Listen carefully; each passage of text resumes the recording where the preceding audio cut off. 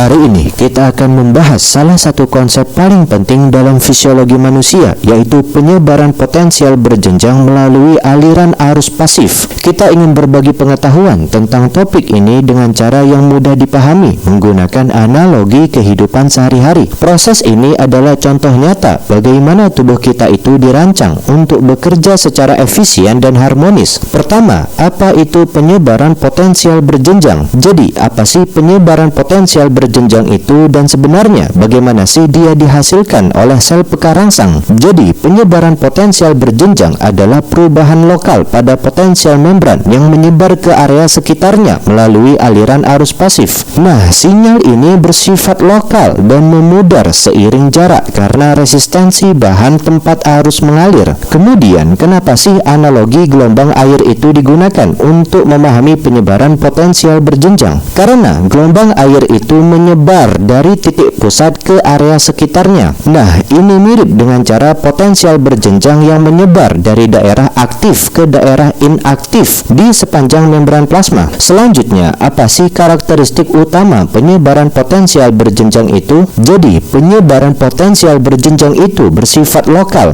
hanya menyebar sejauh beberapa mikrometer dari titik awal dan memudar seiring jarak karena degradasi sinyal akibat resistensi. Jadi, bayangkan sebuah gelombang air yang menyebar ketika kita menjatuhkan batu ke kolam tenang. Nah, dalam tubuh kita, penyebaran potensial berjenjang itu mirip dengan gelombang ini, di mana perubahan lokal pada potensial membran menyebar ke area sekitarnya melalui aliran arus pasif. Untuk analogi gelombang airnya begini. Jadi, ketika potensial berjenjang itu tercipta di satu bagian membran daerah aktif, ia tidak tinggal diam. Nah, melalui aliran arus pasif, potensial ini menyebar ke daerah inaktif sekitarnya, menyebabkan depolarisasi lokal di area baru. Lalu, untuk karakteristik penyebarannya begini. Jadi, penyebaran potensial berjenjang itu bersifat lokal, artinya hanya menyebar sejauh beberapa mikrometer dari titik awal. Nah, sinyal ini memudar seiring jarak karena degradasi sinyal akibat resistensi bahan tempat arus mengalir. Kemudian, ada studi kasus pertama tentang neuropati aksonal, yaitu ketika gelombang tidak bisa menyebar, semacam ada sinyal yang mati di tengah jalan. Jadi, ada seorang pasien dengan defisiensi vitamin B12 yang mengeluh kesemutan di tangan dan kaki, bukan karena saraf terputus, tapi karena akson kehilangan mielin dan mengalami degenerasi aksonal. Di tingkat sel, aliran arus pasifnya terganggu, sehingga muncullah konflik baru bahwa tanpa mielin akan terjadi resistensi aksoplasma, cairan intrasel yang meningkat, sehingga kebocoran arus keluar meningkat karena tidak ada isolasi. Akibatnya, potensial berjenjang tidak bisa menyebar jauh. Ia memudar dalam 10 mikrometer, normalnya 1-2 mm di akson bermielin. Ujung-ujungnya, neuron sensoriknya tidak bisa mencapai zona pemicu potensial aksi di akson hilok. Hasil akhir, akibatnya tidak ada sinyal yang mencapai otak, meski reseptor kulit bekerja sempurna. Solusinya apa? Bisa dengan suplementasi B12, hentikan progresi. Bisa juga dengan rehabilitasi sensorik, latih otak menggunakan sinyal yang tersisa. Dalam 3-6 bulan, fungsinya membaik jika kerusakan belum permanen. Nilai tambah dan insight-nya kita semakin bertambah, teman-teman. Ilmu kita semakin luas bahwa arus pasif itu bukan fenomena pasif. Ia adalah aliran informasi yang rentan terhadap hambatan struktural. Lalu, cara berpikir kita semakin solid bahwa terkadang masalah itu bukan pada sumber sinyal, tapi pada medium penyebarannya. Kemudian, keyakinan kita semakin baru bahwa komunikasi itu butuh lebih dari pesan. Ia butuh saluran yang utuh. Pesannya apa? Jadi, dalam hidup kita kurang lebih seperti dalam saraf kita. Jangan hanya fokus pada kekuatan pesan kita. Pastikan akson kita terisolasi dari kebocoran, distraksi, kebisingan, atau struktur yang rusak. Intinya, ini menunjukkan bahwa penyebaran potensial berjenjang adalah gelombang lokal yang digunakan oleh sel untuk merespons rangsangan di lingkungan sekitarnya. Kedua, mekanisme penyebaran potensial berjenjang. Sebenarnya bagaimana sih aliran arus pasif itu menyebabkan penyebaran potensial berjenjang? Caranya, muatan positif itu mengalir menjauhi daerah aktif yang terdepolarisasi menuju daerah inaktif yang lebih negatif. negatif, baik di dalam sel, cairan intrasel, maupun di luar sel, cairan ekstrasel. Nah, aliran ini menyebabkan depolarisasi lokal di area baru. Lalu, apa sih peran resistensi dan konduktivitas dalam penyebaran potensial berjenjang? Jadi, resistensi adalah hambatan terhadap aliran arus, sedangkan konduktivitas adalah kemampuan bahan untuk menghantarkan arus. Nah, cairan intrasel dan cairan ekstrasel adalah konduktor yang baik, sehingga arus itu mudah mengalir melalui keduanya. Tetapi, lapisan lipid membran itu memiliki resistensi tinggi, sehingga arus itu tidak dapat langsung menembus membran tanpa kanal ion. Kemudian, kenapa sih penyebaran potensial berjenjang itu disebut hasil langsung dari aliran arus pasif? Karena penyebaran ini terjadi melalui aliran muatan positif di sepanjang sisi membran yang sama, tanpa melibatkan transport menembus membran, seperti yang dilakukan oleh kanal ion. Jadi, bayangkan sebuah kipas angin yang mendorong udara ke segala arah. Nah, dalam tubuh kita, arus listrik pasif adalah seperti angin ini, yang menyebar muatan positif dari daerah aktif ke daerah inaktif. Untuk aliran arus di bagian dalam dan luar membrannya begini. Jadi, di dalam sel, cairan intrasel, muatan positif itu mengalir menjauhi daerah aktif yang terdepolarisasi atau lebih positif, menuju daerah inaktif yang lebih negatif. Nah, di luar sel, cairan ekstrasel, muatan positif itu mengalir dari daerah inaktif yang lebih positif menuju daerah aktif yang lebih negatif. Selanjutnya, untuk konsekuensi aliran arusnya begini. Jadi, aliran arus ini menyebabkan daerah inaktif yang semula netral menjadi terdepolarisasi, sehingga potensial berjenjang itu menyebar ke area baru. Nah, proses ini terjadi secara berurutan, yang memicu aliran arus ke daerah lain yang masih inaktif, sehingga sinyalnya memudar. Kemudian, untuk resistensi dan konduktivitasnya begini. Jadi, intinya resistensi adalah hambatan terhadap aliran arus. Semakin tinggi resistensinya, maka semakin kecil arus yang mengalir. Sedangkan di sisi lain, konduktivitas adalah kemampuan bahan untuk menghantarkan arus. Cairan intrasel dan cairan ekstrasel adalah konduktor yang baik, sehingga arus mudah mengalir melalui keduanya. Pokoknya, lapisan lipid membran plasma itu memiliki resistensi tinggi, sehingga arus itu tidak dapat langsung menembus membran tanpa kanal ion. Kemudian, ada studi kasus kedua tentang sinaps elektrik di jantung, yaitu ketika arus pasif menyelamatkan nyawa. Semacam ada detak yang menyebar tanpa kata-kata. Jadi, di nodus SA jantung ada sel pacemaker yang menghasilkan depolarisasi spontan. Tapi, bagaimana sih sinyal itu menyebar ke seluruh atrium tanpa sinaps kimia? Jawabannya tentu gap junction dan arus pasif. Sehingga ada konflik baru yang terkendali, bahwa sel jantung itu terhubung oleh gap junction, kanal koneksi langsung, sehingga terjadi depolarisasi di satu sel. Akibatnya, arus pasif itu mengalir ke sel tetangga melalui cairan intrasel dan cairan ekstrasel. Akibatnya, terjadinya hal ini tanpa neurotransmitter, tanpa pompa, hanya aliran ion alami. Sampailah potensial berjenjang itu menyebar sinkron. Ujung-ujungnya, seluruh atrium itu berkontraksi serentak. Hal ini adalah komunikasi paling murni, listrik tanpa perantara. Solusi alaminya apa? Jika satu sel mati, maka arus mengalir mengelilinginya, karena jaringan jantung adalah sinsitium fungsional. Nilai tambah dan insight-nya kita semakin luas, teman-teman. Ilmu kita semakin bertambah bahwa arus pasif itu bisa menjadi mekanisme komunikasi utama di jaringan yang butuh kecepatan dan sinkronisasi. Lalu, cara berpikir kita semakin kokoh bahwa kadang solusi terbaik itu bukan menambah kompleksitas, tetapi memperkuat konektivitas dasar. Kemudian, keyakinan yang semakin baru bahwa kesatuan itu tidak butuh banyak kata, ia butuh aliran yang tidak terputus. Pesannya apa? Jadi, dalam tim, dalam keluarga kita, dalam masyarakat kita, jangan terlalu banyak bicara. Cukup pastikan gap junctionnya kita terbuka. Kepercayaan, transparansi, dan koneksi langsung. Intinya, ini menunjukkan bahwa penyebaran potensial berjenjang adalah hasil langsung dari aliran arus pasif melalui konduktor internal tubuh. Ketiga, perbedaan dengan transport menembus membran. Jadi, apa sih perbedaan antara aliran arus pasif dan transport ion? ion. Jadi, aliran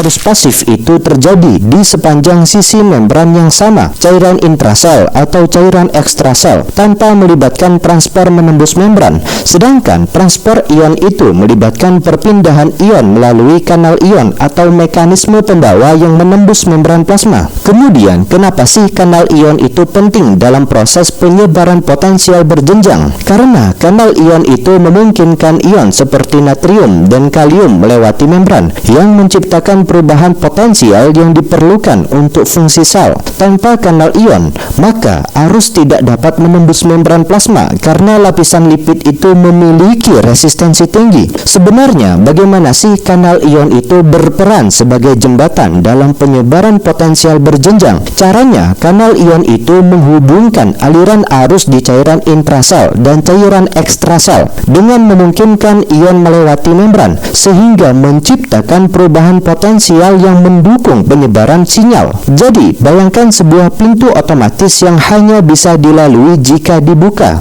Nah, dalam tubuh kita, kanal ion adalah seperti pintu ini yang memungkinkan ion melewati membran plasma. Inti bedanya aliran arus pasif dengan transport ion begini, teman-teman. Jadi, aliran arus pasif itu terjadi di sepanjang sisi membran yang sama, cairan intrasel atau cairan ekstrasel, tanpa melibatkan transport menembus membran. Sedangkan transport ion itu terjadi melalui kanal ion atau mekanisme pembawa yang memungkinkan ion menembus membran plasma. Lalu, apa sih pentingnya kanal ion? Jadi, tanpa kanal ion, maka arus tidak dapat menembus membran plasma karena lapisan lipid itu memiliki resistensi tinggi. Nah, kanal ion itu memungkinkan ion seperti natrium dan kalium melewati membran, menciptakan perubahan potensial yang diperlukan untuk fungsi sel. Selanjutnya, ada studi kasus ketiga tentang dendrit neuron, yaitu ketika gelombang lokal menghitung dunia. Semacam ada otak yang berpikir dalam gelombang kecil. Jadi, ada seorang pianis yang memainkan nada. Di korteks auditorinya, ribuan dendrit itu menerima input sinaptik. Akan tetapi, tidak semua memicu potensial aksi. Yang terjadi adalah integrasi potensial berjenjang melalui arus pasif, sehingga muncullah konflik kognitif baru bahwa setiap ada sinaps eksitatorik maka akan ada depolarisasi lokal atau EPSP, sehingga jika setiap sinaps itu inhibitorik maka akan terjadi hiperpolarisasi lokal atau IPSP. Akibatnya, arus pasif itu menyebarkan semua sinyal ini ke akson hilok. Di sana ada jumlah aljabar semua potensial berjenjang menentukan apakah neuron menembak. Ini adalah komputasi analog murni, bukan digital. Resolusi dinamisnya apa? Jadi, jika jumlah EPSP lebih dari ambang, maka akan terjadi potensial aksi. Nah, jika IPSP itu mendominasi, maka yang akan terjadi adalah diam. Intinya, waktu dan lokasi sinaps itu menentukan bobot karena degradasi arus pasif. Nilai tambah dan insight-nya kita semakin luas, teman-teman, bahwa ilmu kita semakin banyak, bahwa arus pasif itu memungkinkan neuron sebagai komputer analog yang menimbang bukti secara kontinu. Selanjutnya, cara berpikir kita semakin solid bahwa keputusan itu bukan hitam putih. Ia adalah hasil integrasi gelombang kecil dari banyak sumber. Kemudian, keyakinan kita terus-menerus baru bahwa kebenaran itu sering lahir bukan dari satu ledakan, tapi dari akumulasi gelombang kecil yang saling memperkuat. Pesannya apa? Jadi, jangan menuntut diri kalian atau orang lain untuk membuat keputusan instan. Biarkan arus pasif waktu dan pengalaman yang menyebarkan dan mengintegrasikan semua input, baru kemudian ambil tindakan. Pokoknya, ini menunjukkan bahwa kanal ion adalah jembatan yang menghubungkan aliran arus di cairan intrasel dan cairan ekstrasel. Keempat, fungsi penyebaran potensial berjenjang.